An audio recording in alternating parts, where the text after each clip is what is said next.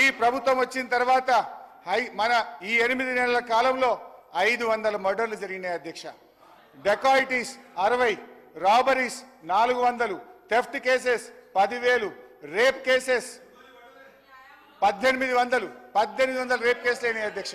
పోయిన జూన్ నెలలో ఒక్కటే జూన్ నెలలో ఒక హైదరాబాద్ నగరంలో 28.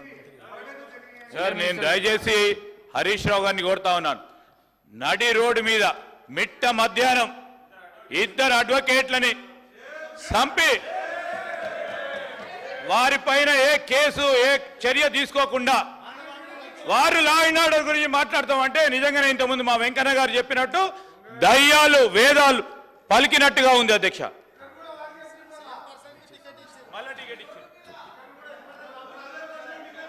అధ్యక్ష సార్ నేను రాష్ట్ర ప్రయోజనాలు దృష్టిలో పెట్టుకొని మాట్లాడుతున్నాను.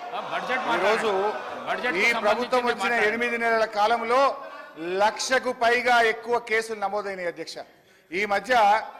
ఈ మధ్య ఒక అమ్మాయి పోలీస్ స్టేషన్ కోసం ఒక ఆడబిడ్డ ఆటో ఎక్కి పోలీస్ కంప్లైంట్ ఇవ్వడానికి పోతే ఆ ఆటో వాళ్ళు కారులో ఎక్కించి గ్యాంగ్ రేప్ చేశారు అధ్యక్ష.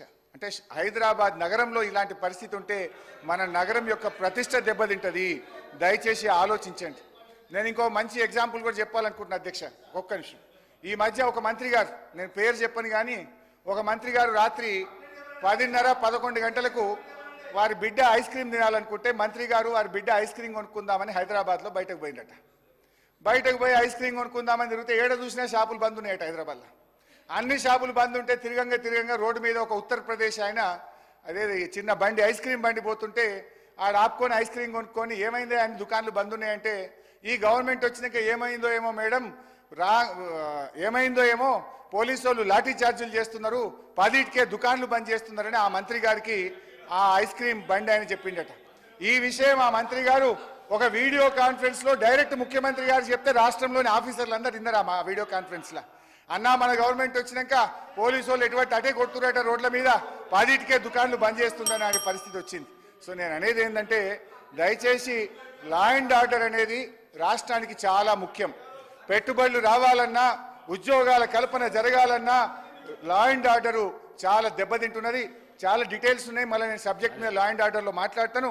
దయచేసి కన్క్లూడ్ చేయండి. నేను మైక్ కట్ చేస్తే మర్యాదగా ఉండదు. కన్క్లూడ్ చేయండి ప్లీజ్. దయచేసి లా అండ్ ఆర్డర్ మీద దృష్టి పెట్టండి.